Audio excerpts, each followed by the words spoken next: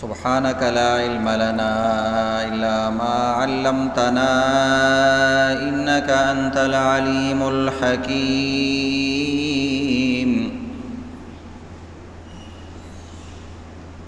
الحمد لله نحمده ونستعينه ونستغفره ونؤمن به ونتوكل عليه ونعوذ بالله من شرور أنفسنا ومن سيئات أعمالنا. من يهده الله فلا مضل له ومن يضلله فلا هادي له. ونشهد أن لا إله إلا الله وحده لا شريك له. ونشهد أن سيدنا وسندنا ومولانا محمدًا عبده ورسوله أرسله الله تعالى إلى الناس كافة بشيرا ونذيرا وداعيا إلى الله بإذنه وسراجا منيرا. أما بعد فأعوذ بالله من الشيطان الرجيم. بسم الله الرحمن الرحيم. يا أيها الذين آمنوا كتب عليكم الصيام كما كتب على الذين من قبلكم لعلكم تتقون.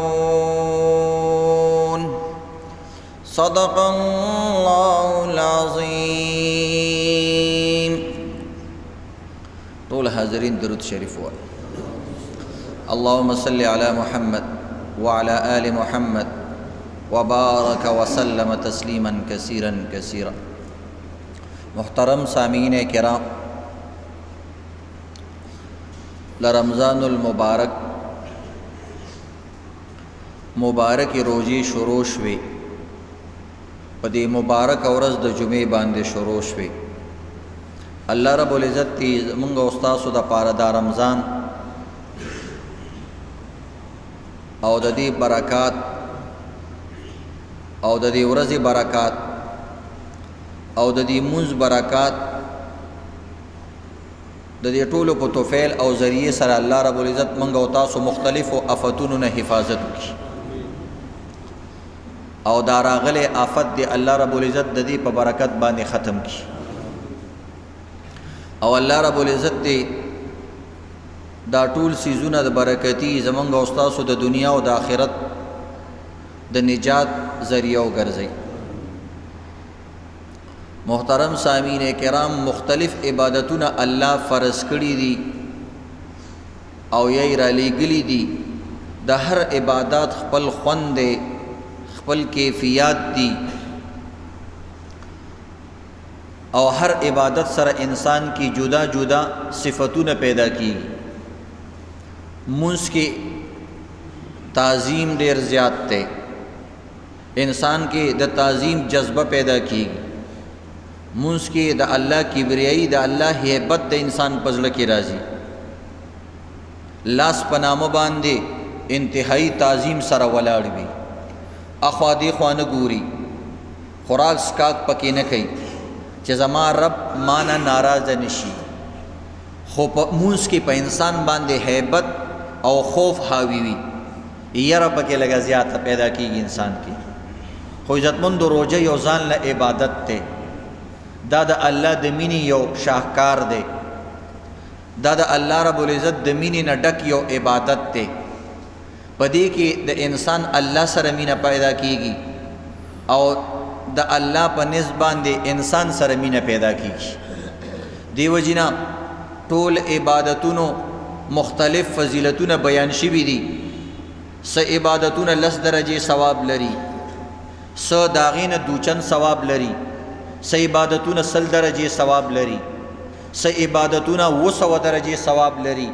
د هغې هغه درجې بیان شوي دي چې دومره دومره درجه ثواب میلاویږي. خو هر چې د روژې نمبر رالو، الله رب العزت وی الصیام لی یا الصوم لی وانا اجزی به، اے زما بندگانو زه د روژې په خپله باندې جزا او ثواب ما. د دې ثوابونه به ته نه بیانوم، دې باندې به دا بیانېږي دا بیانېږي چې د کم ثوابونو د کم رب د پاره کوئ هغه رب په دې روژه باندې میلاویږي. د دې دوه مطلب دي، یای مطلب دا دی چې د روژې ثواب زه خپله ورکوم، او یای اعلی مطلب دا دی چې د روژې ثواب زه براه راست په خپله باندې ما. نو روژې ته دا ډېر اعلی فضیلت حاصله شوی دی چې الله ځان طرف ته د دې نسبت کړی دی. د کوم سیز نسبت چې اعلی سیز ته وشي، اعلی ذات ته وشي، اعلی کس ته وشي، د هغه سیز رتبه اعلی شي. تاسو ګورئ ګاډي په لاره باندې ډېر ځي، خو خلک وایي چې د وزیر اعظم ګاډی روان دی، د وزیر صاحب ګاډی روان دی، هر سړی ورته یو نظر ګوري، حالانکه ګاډي ځي. خو چې کله شخص ته نه د ګاډي هغه مرتبه بدله شي، هر انسان داسې په لاره رواني، خو خلک وایي فلانې گورنر صاحب روان دی، نو بیا ورته یو نظر خلک ګوري، هغه هم انسان دی، دا عام هم انسانان دي، خو درجې سره د انسان مرتبه هغې کې رغبت پیدا کیږي. نو دغه رنګ عزتمندو عبادتونه ټول د الله دي، خو دې عبادت ته الله خاص خپل طرف ته نسبت کړی دی، نو دې ته دا فوقیت او فضیلت خاص حاصل دی. نو دې کې د الله مینه ډېر حاصلېږي. د مینې معیار وي عزتمندو، هر سړی چې کم دی د بل نه مینه غواړي، نو هغې کې تکلیف ته ګوري. چې کم ملګری انسان سره د تکلیف په وخت کې ولاړي، وایي دا زما سم ملګری دی. د خوراک څښاک په وخت کې هر ملګری حاضري. نو اصل ملګری هغه وي چې کم ستا په سخته کې پکار راشي، لوږه تنده کې دې پکار راشي، هغه باندې ته یو امتحان واچې او هغه منظور کی. دک رنګ عزتمندو دا روژه د الله د طرف نه یو ازمیښت او امتحان هم دی. بنده په خپل مینه کې چک کوي چې دا بنده زما د پاره لوږه تنده برداشت کولی شي که نه، حرام څیزونه خو به نه کوي، حلال څیز هم کله ناکله زما د پاره پرېغوستی شي که نه. لکه یو ملګری بل ته وایي لکه ما سره یو شپې چکر له لاړ شه، زه پلاني ځي ته ځم، نو چې دا ورله ځي وایي دا زما سم ملګری دی. بل ورته وایي ماله خوب راځي، وایي دا زما سم ملګری نه دی.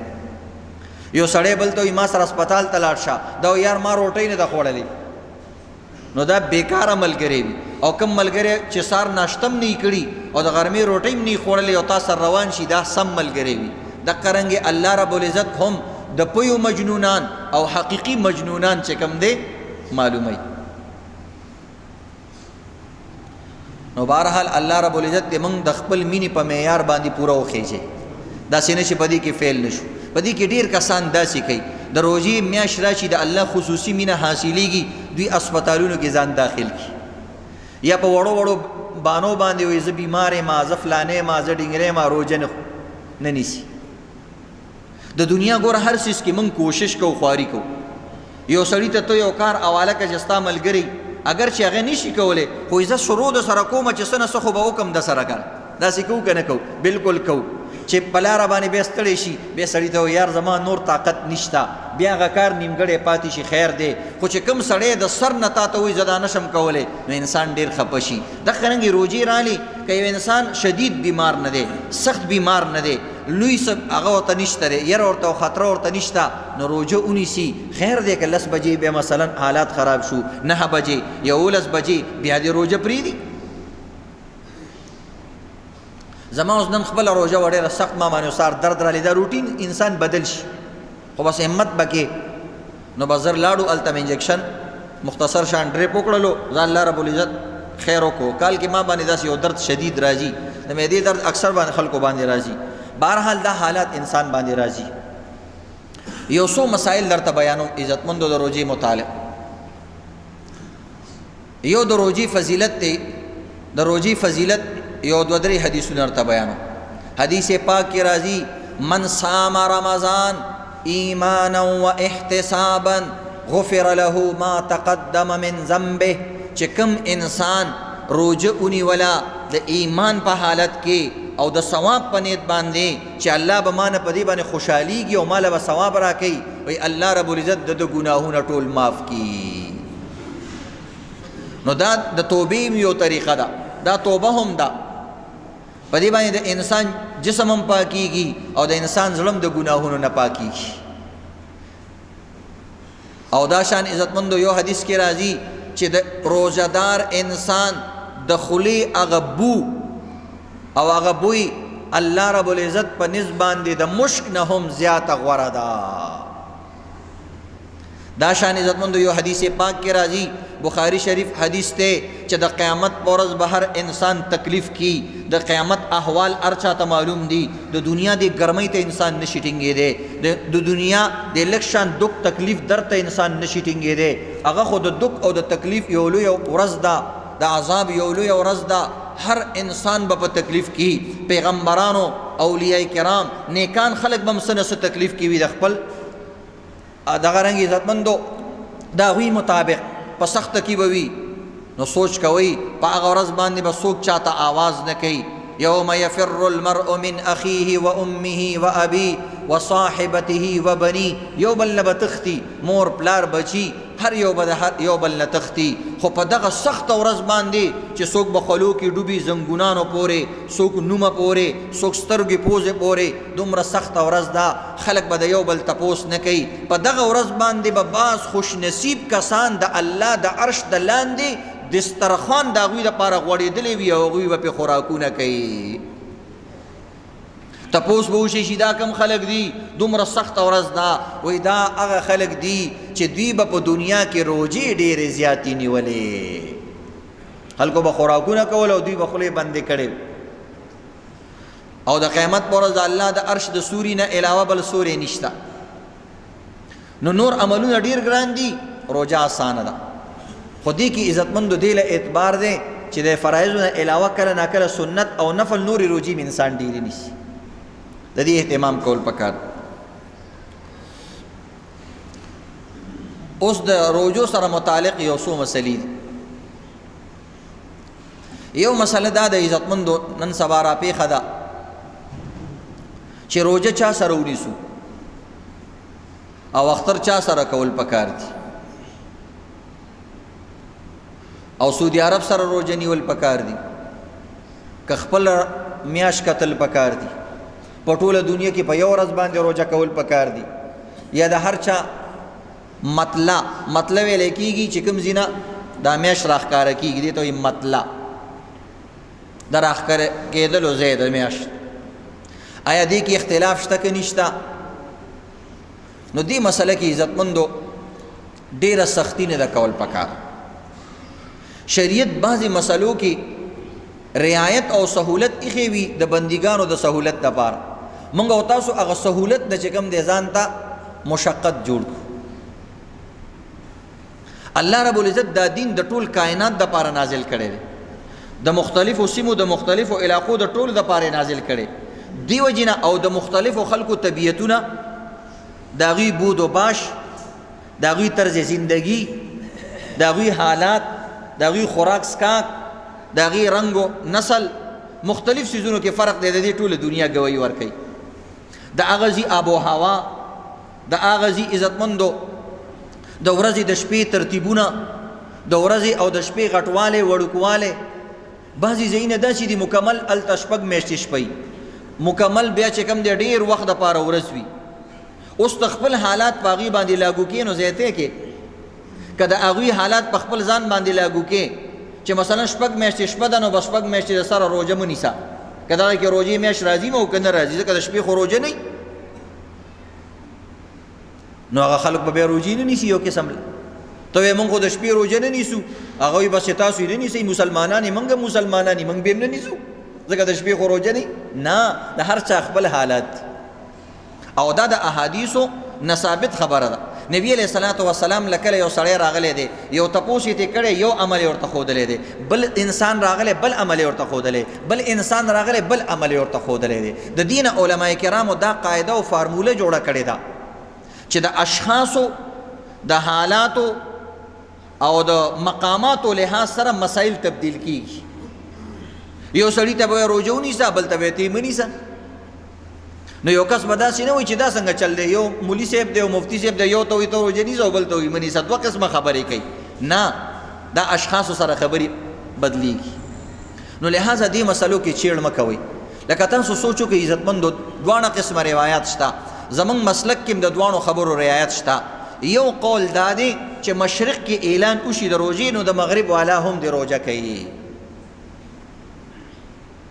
خو دې خبرې ته سوچ وکړو چې آیا په دې باندې عملي طریقې سره عمل کیدی شي که نشي کیدی نو چې څومره ممالک پورې دې کې دې قول باندې عمل کیدی شي هغوی پې کولی شي او که داسې یو فضا جوړه شي چې ټول خلک په یو ورځ باندې روژه نیسي او د هغوی په منځ کې لږه لږه فاصله ده نو ډېره ښه خبره ده اتفاق اتحاد د اختلاف نه بهتره دی خو چې کوم ځای کې اوس مثلا دلته ورځ ده او هلته شپه ده نو هلته خو روژه نیول کېږي د سره نو بیا به څه کې دا خو کیدی نشي چې بعض ممالک دي نو هلته انګلینډ اول د شپې ما ته چا ټلیفون کړی دلته ورځ وه دلته شپه امریکا د شپې ورځې فرق دی نو هلته په هغې کې عزتمندو یو ځایوالی او اتحاد کیدی نشي د سره نو دې وجې نه که یو ځای کې یو ورځ باندې روژه وي بل ځای کې بل ورځ باندې روژه وي نو دا هم د اسلام د دایرې دننه خبره ده او د دې هم رعایت شته نو دې کې به یو بل سره جنګ جګړې نه کوي البته فقهاو د دې دپاره یو قاعده بیان کړې ده چې هغه ملکونه او هغه ښارونه چې هغه یو بل ته نږدې دي نو د هغوی رؤیت به یو وي لیدل به یو وي په یو ورځ به روژه کوي او چې کوم لرې دي نو هغه به ځان له روژه کوي ځکه کیدی نشي بیا لرېوالی او قریبوالی څومره اعتبار دی نو فقهای کرامو د یو میش مسافت د دې دپاره لرېوالی او د قرب او د بعد دپاره هغه فرق کوونکی څیز ګرځولی بیا یې هغه میلونو ته راړولی تقریبا 500 میله چې په کومو ښاریو کې په ملکونو کې یو بل سره بعد وي لرېوالی وي نو بس د هغوی ځان له حساب کتاب او چې کوم ځایونه د دې نه نږدې وي نو هغوی له پکار دا دی چې هغوی یو ځای کوي زمونږ خو اوس ډېر ناشنا حالات دی په یو ښار کې چې کوم دی 2 روژې نیولی کېږي زمونږ چې کوم مشهور اعلان کېږي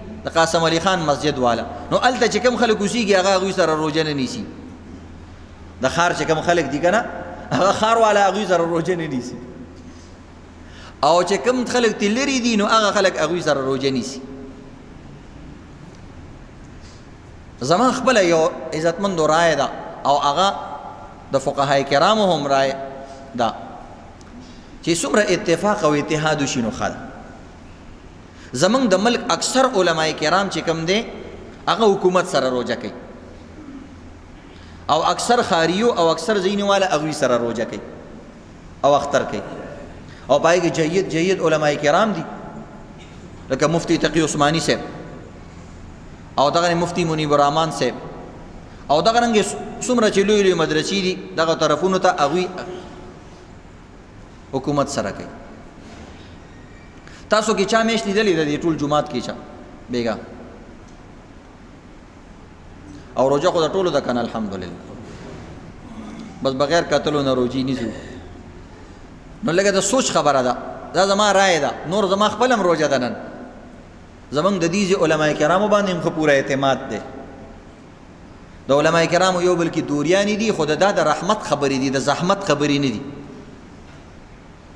خو دا دی عزتمندو چې وفاق سره کیږي او دغه سره کیږي نو یو روژه به وي لږ به اساني وي ډېر خلکو ته تکلیف وي موږ چاته یو مسله ښیو بل چاته بیګا ما سره ملګري ناستو نو ما به یو ته یو شان ښودله بل ته بل شان نو هغوی داسې حیران هم شان شو ما ورته ویل کوم ځای کې اوسېږي نو هغه به ویلې مثلا صوابۍ کې اوسېږم ما روژه ونیسه بل به ټلیفون وکړو ویل زه کراچۍ کې اوسېږم موږ ورته ویل روژه مه نیسه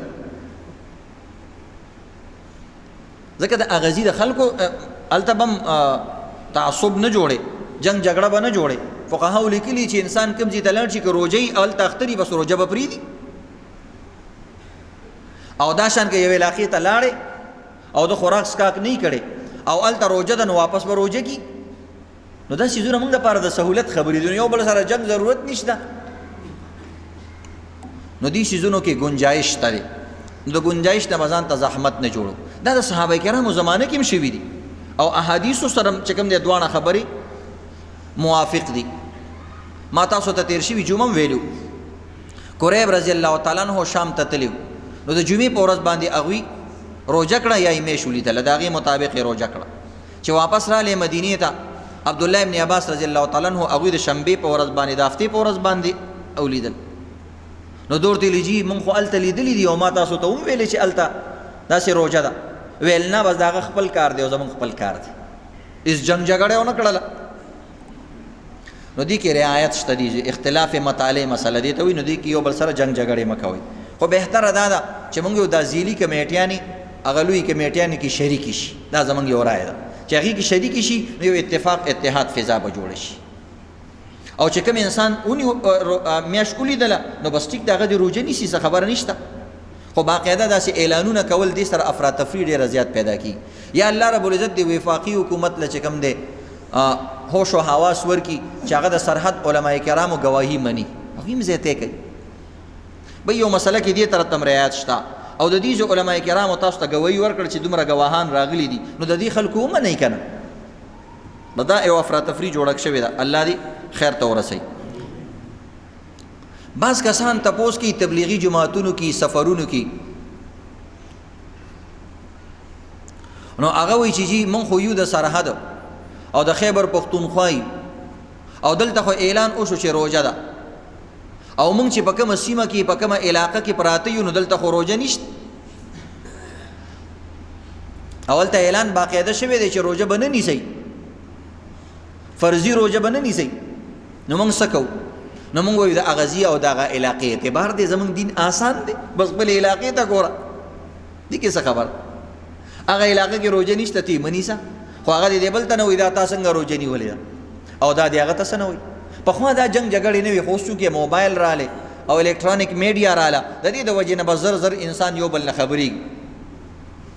مخکې ډېرو ځایونو کې خلکو روژه پېژاندم نه چې هلته مثلا دین پوره نه وتلی چاته به پته هم نه وه چې روژه څه شی دی.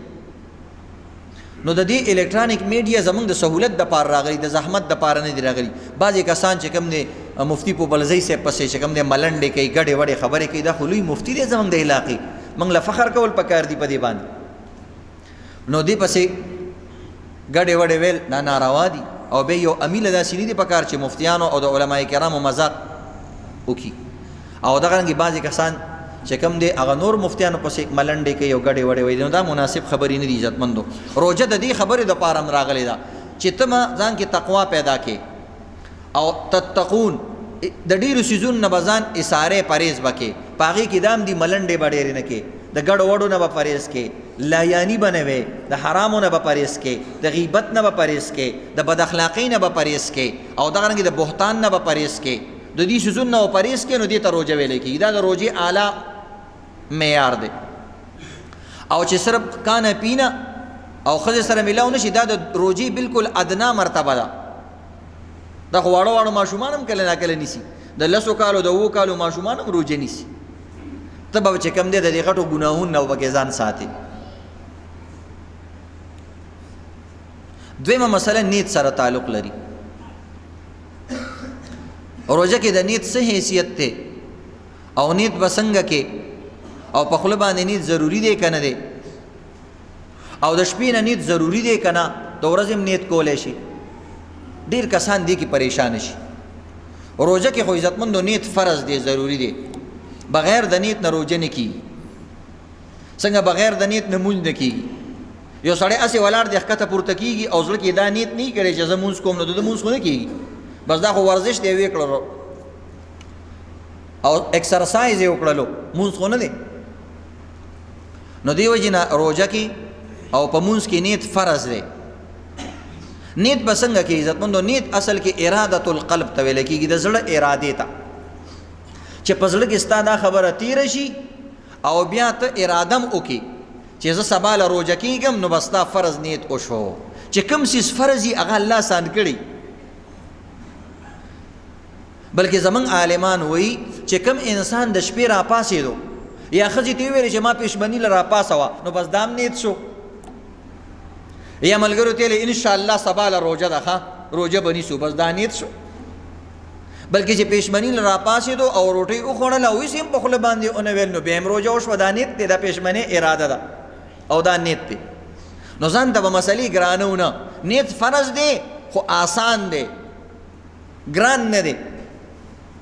بعضې کسان عزتمندو د مونځ په شان چې کنه نیت مې کړی نیت کوم، نیت مې کړی نیت کوم، داسې باقاعده د پېشمني غریبانان لګي. نو هغه یو سړي نیت کولو بار بار نیت مې کړی او نیت به کوم. نو ډېرې چې ویلو هغه یو بل کسو سره مونځ ته ولاړ خدای دې غرق که نه به یې وکړي او نه دې کړی دی او په موږ داسې مونځ خراب کړو. نو داسې نه دی چې اوس مثلا ته پېشمني راپاڅېږي او نیت وتړې چې زه نیت کومه د روژې. ها که چا په خوله باندې وویله نو د دې مخالفت هم نه دي کول پکار. یو سړی وایي زه روژه نیسم د الله دپاره، دا څومره ښکلي الفاظ دي. وبصوم غد نویتو، یا عربۍ کې وایي پښتو کې وایي زه د الله دپاره روژه نیسم. نو په زړه کې چې ستا کومه ارادې او په خولې باندې وي نو په دې خولې باندې الله نور هم خوشحالېږي. نو نیت په خوله باندې انسان کولی شي، لکه څنګه مونځ ته چې موږ ودرېږو او په خوله باندې نیت کوو نو دا هم ناروا نه دی عزتمندو او دا هم جایز دی، په خوله باندې هم کولی شي. خو ما درته ویلي چې کوم انسان پېشمني ته راپاڅېږي دا هم نیت شو. که بالفرض یو انسان اوده پاتې شو او سهار 8-9 بجې راپاڅېدو او هغه وي د شپې نه هم زما څه اراده نه وه چې روژه به نیسم، یا پیله روژه ده د سره هغه ته پته نه وه، وختي اوده شو او پوپلزی صاحب یا منیب الرحمن صاحب اعلان کړی دی او چې سهار راپاڅېدو ښځو ته وایي دا څه کې او زه خو دې راپانسولم. هغه ورته وایي 15 منټه پاتې وو، موږ خپله زر زر پېشمنۍ کوو چې ته مې راپاڅولې موږ نه پاتې کېدو. هر سړي سره خپل غمیږن. زمونږ خلک خو چې زر راپاڅېږي ښځې ته کنځلې شروع کړي لکه دا خو روژه ځان له شی دی، ځان له مخکې نه چې کوم دی سر ته برګر ږدا او یار ډبل روټۍ ږدا، دا د خپل کار دی، د هغه غریبه به خپله روژه نیسي. خو موږ له د هغوی شکریه ادا کول پکار دی. روژې باوجود هغوی موږ له چې کوم دی مثلا سحري بیله تیاروي، بیا د ورځې راله ماشومان بیل سنبالوي او په خپل ذات باندې د روژې په حالاتو کې بعضې ښځې جامې کپړې هم موږ له وینځي او بیا د خپل مونځونه هم کوي، خپل قرآن پاک تلاوت هم کوي. بیا د غرمې نه بعد چې کوم دی بیا د بلې روټۍ دپاره د ماښام دپاره تیاري شروع کړي. د غرمې نه بعد پیاز کټ کول، ته یو 2 پیازه چې کوم دی سپین که او کټې که چې پته درته ولګي خولې در نه وباسي. یو کس پیاز کټ کول نو بیا ورته هیلمټ واچولو ځکه چې نه شو سترګې نه شو کولی، نو دا د سړو حال دی، بیا ورته هیلمټ واچي. نو بهرحال عزتمندو د روژې فرض روژې باره کې الله آسانی راوستې ده. د فرض روژې، د نفل روژې او د نظر معین. تا یو نظر کړی چې پلانې ورځ به زه روژه نیسم خامخا، د زیارت ورځ یا د جمعې ورځ دې نظر کړې ده. دې 3 واړو روژو کې عزتمندو د شپې نه به نیت کې، خو که د شپې نه در نه نیت پاتې شو او د نیمې ورځې نه مخکې تا نیت وکړو نو بیا هم ستا فرض روژه او نفل روژه او نظر معین صحیح کېږي. نو اسانه خبره. نیمه ورځ څه ته ویلی کېږي؟ نصف النهار وایي دې ته عربۍ کې. نصف النهار دې ته وایي چې د سحر سبا صادق چې کله پېشمني اذان وشي د دغه ټیم نه واله تر د ماښام اذانه پورې چې څومره وخت دی دا به په منځ باندې تقسیم کړي، دې ته وایي نیمه ورځ د دغې ټیمه پورې. نو د نیمې ورځې نه 15 منټه مخکې پورې چې څومره ټیم دی دې ټولو ټیمونو کې ته نیت کولی شي د فرضي روژې. نو دې طریقې سره عزتمندو یېرېدل نه دي پکار. نو که یو انسان روژې نیت د ورځې کوي او د شپې نیمې کړې خو چې خوراک څښاک یې نه کړی، داسې نه چې ته سهار ناشته وکړې او بیا وایې چې بس نیت کوم بس اوس لږه اسانه شوه، یو ګنټه کمه شوه اوس به روژه ونیسم، داسې نه چې خوراک څښاک دې نه کړی. نو بیا دې طریقې سره چې کوم دی د ورځې هم ته نیت کولی شي عزتمند. یا څوک اوده پاتې شو نو بس الحمدلله اوس خو زمونږ د ټولو روژو نیت دی چې د شپې څوک اوده کېږي نو بس اکثرو نیت وي سبا لم روژه ده، دا 2 شوه، دا 3 شوه، موږ شمارو بس دا نیت کې راځي. نو سیارېدل نه دي پکار عزتمند. نو په دې 3 قسمه روژو کې سړی د ورځې نیت کولی شي. یا یو انسان دی مثلا عام مسله ده د ورځې بعض وخت کې انسان روټۍ ته زړه نه کېږي یو ورځ نیمه، د ماسخوتن روټۍ خوړلې سهار راپاڅېږي وایي ناشته هم نه کومه، بیا د غرمې روټۍ ټیم راشي د هغې نه مخکې ښځې ته وایي زړه مې نه کېږي. نو که تا ته اندازه وي چې ماښامه پورې زه په ناره باندې وخت تېرولی شم نو د غرمې نه مخکې د روژې نیت وکړي نو نفل روژې ثواب تعالی الله راکوي او درکوي. نو نفل روژه کې هم داسې کولی شي. یا تا ویلې زه به د جمعې په ورځ روژه نیسم په عام ورځو کې او تا نه هیر شوي او 11 بجې راپاڅېدې او تا ته پته ولګېده چې په دې ورځ خو ما نظر کړی و چې روژه به نیسم او څه د خوراک څښاک نه کړی نو ته روژه نیولی شي. دغه رنګې دې سره متعلق دا مسله هم د عزتمندو د ښځو بعضې ښځې وي هغوی ته چې کوم دی کومه د الله د طرف نه کومه ماهواري بیماري ده هغه پرې راغلي وي روژه کې به یې یو ورځ بنده شي. نو عموما چې مثلا د کمې ښځې روژه هغې ته پته وي چې مثلا زما ورځې پوره کېږي سبا له نو په هغه ورځ باندې د کوشش کوي چې د سحر پېشمنۍ دې کوي او د سحر چې کله اذان وشي د هغې نه بعد غرمې پورې د څه نه خوري. نو که په دې دوران کې دا پاکه شوه 9 بجې 10 بجې نو دا چې کوم دی د دغې روژې نیت د دغې ټیم نه کولی شي او خپله روژه به سر ته ورسوي. نو دا د ښځو متعلق یو آسانه مسله ده او چې هغې ته پته وي چې نه دا زما اخري ورځې نه دي نو بس بیا ضرورت نشته بیا د روژه نه نیسي. یو بله مسله د سفر سره تعلق لري او روژې سره تعلق لري. سفر کې الله رب العزت نورې مزید آسانیانې د امت دپاره پیدا کړي دي. د مریض دپاره د مسافر دپاره الله رب العزت د بوډاګانو دپاره او د کمزورو خلکو دپاره د الله په شریعت کې آسان احکامات دي. نو موږ به بل انسان په ځان باندې نه قیاس کوو چې ته یو کار کولی شي دا فلانې ولې نه کوي. ته چې کله هغه عمر ته راورسېږي بیا به دې پته ولګي چې سیر نه څو پخېږي. حالات ډېر سخت دي. پخوا به د 100 کالو بوډاګانو عزتمندو روجې نیول او د 100 نه بره کالو چې کوم دی عمرونه به او روژې به نیولې. زما خپله مور بیبي تقریبا د 15 کالو یا 90 کالو به یې هغه روجې نیسي. حالانکه د هغې دپاره رعایت شته چې ویې نه نیسي خو بس نیسي. د هغوی سوچ دی د هغوی په ذهن کې نه راځي چې روژه به وي او موږ به روژه نه نیسو او موږ به ژوندي یو. دا صحیح عاشقان خلک عاشق دې ته نه ګوري چې زه مرم او که څه کېږم فلانیم خو نه عاشقي په هر چا باندې ضروري نه ده. هر چا باندې ضروري نه ده. دا یو اضافي کار دی او دای باندې هر سړی نه پوهېږي. نو عام خلک به په عام انداز کې چلیږي عام قانون سره به چې کوم دی روجې نیسي او یا به چې ضرورت نه وي نو نه به نیسي. نو بهرحال عزتمندو سفر نه بعض وایي سفر کې روژه معافي. نو د سفر نه مراد څه دی؟ دا یاد لرئ د سفر نه مراد شرعي سفر مراد دی او شرعي سفر 48 میله ته ویلی کېږي تقریبا 77-78 کیلومیټر چې کوم انسان د دې اراده وکړي او په سفر روان شي او په لاره پې چې کوم د پېشمني ټایم راشي نو بس د ده خوښه ده که روژه نیسي او که نه نیسي. الله رب العزت وایي که تاسو په سفر کې یا مریض نو په تاسو باندې چې فعدة من ایام اخر خیر دی به وروسته ورځو کې تاسو چې کوم دی روجې ونیسئ.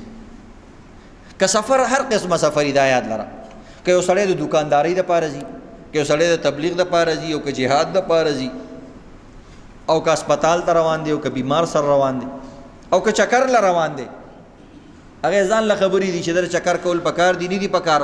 خو روژه کې الله رب العزت چې کوم دی د سفر په حالت کې که جاز کې سفر کوي او که په ریل کې سفر کوي او که د AC ګاډي کې سفر کوي الله رب العزت د طرف نه دا امت ته اسانیانې دي. بعض وخت یو پیکیج راشي که نه څوک جومات ته یا مدرسې ته څیز راوړي هر چا لی ورکوي. بعضې د زکات څیز خاص غریبانانو لی ورکوي. بعض وی راشي ټولو چې کوم دی روژهدارو له خلک څیز ورکوي.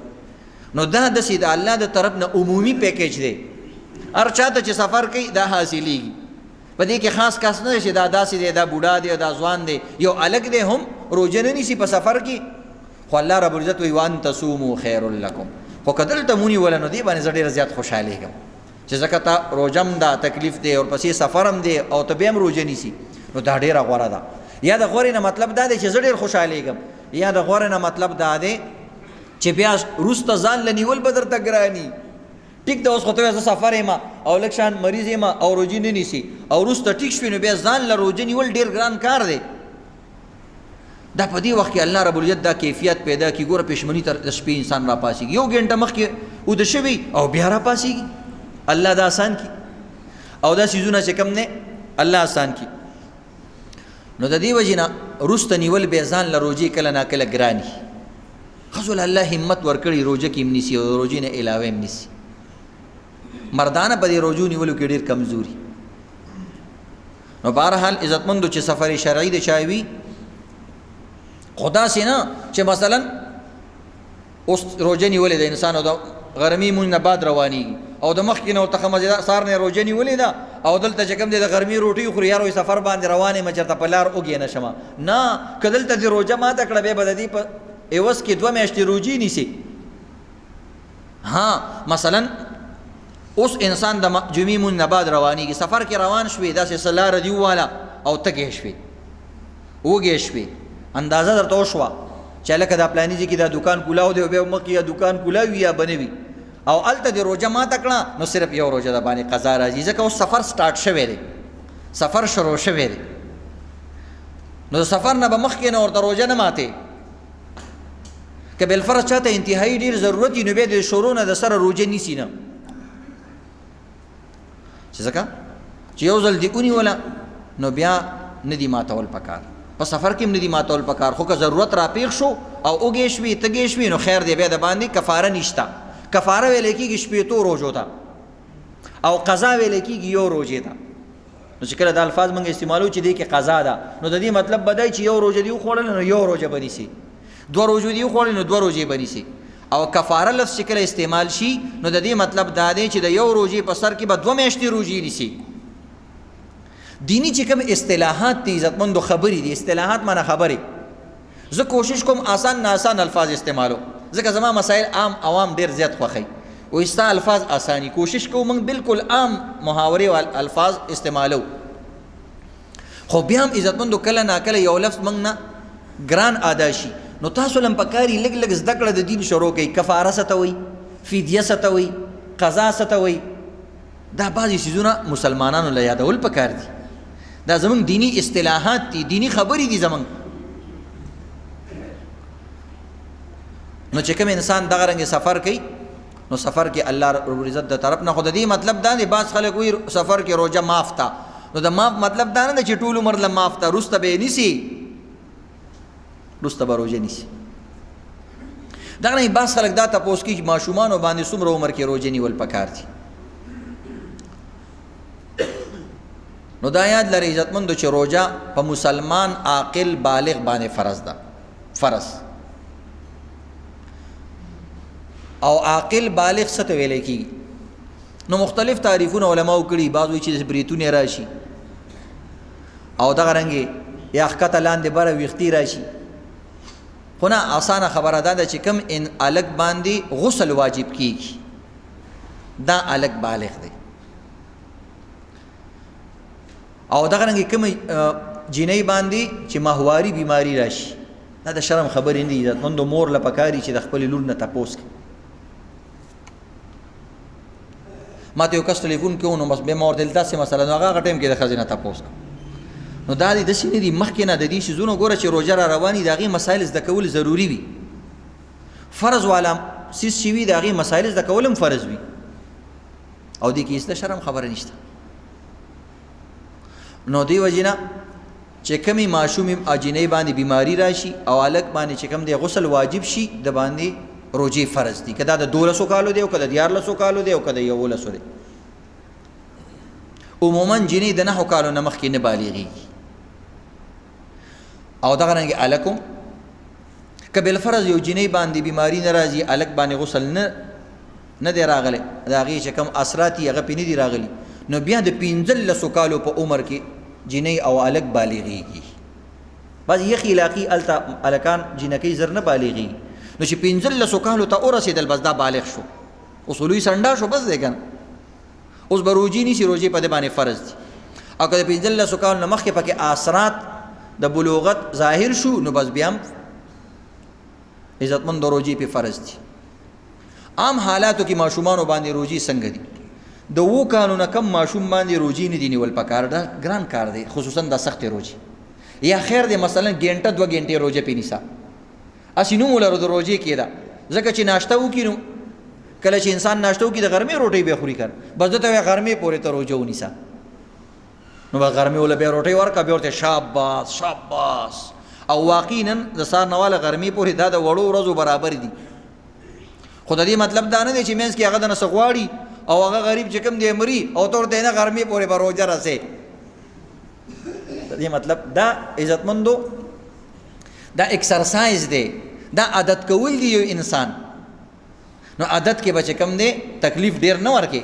لا یکلف الله نفسا الا وسعها، د خپل وس مطابق کار به په انسان باندې فرض. نو لږ لږ هغوی عادت کوي. چې کوم انسان هلک لسو کالو ته ورسېږي نو بیا د هغه مونځ باره کې خبره ده چې د لسو کالو هم یو مونځ نه کوي نو درمپیلی کا یو څو دغه وله ورکه دا ورته څه کي لس کالو شوې. لس کالو څومره ډېر عمر دی، ته دوی کې ورځې وشماره، په دې کې ګینټې وشماره. او د لسو کالو خو اوس هلک نن سبا پلاري. دا زمونږ د شپېتو کالو والا عمر والا په موبایل نه پوهېږي او د لسو کالو والا پوهېږي، انټرنیټ باندې پوهېږي، وای فای باندې پوهېږي او دا ټول څیزونه پېژني. نو پکار دی چې روژه مو پېژني که نو د لسو کالو والا ته کله ناکله ډانډ ډپټ کول پکار دي چې لکه غټ سنډی روژې نه نیسي، شرمېږي نه د فلاني زوی روژه نیولې ده، د فلاني لور روژه نیولې ده، او ګوره تره لور دې روژه نیولې ده او ته د جینکو نه هم کمې. نو دې طریقې سره عادت اچول پکار دي. خدا دې دومره وال به نه ورکړي ځکه بالغ نه دی، دومره ډانډ ډپټ به نه کړي چې سبا بیا چې کوم دی باتروم ته ننوځي او دننه اوبس کړي، هغوی له هم چلونه ورځي بیا. نو په زور باندې روژې څوک په چا نشي نیولی.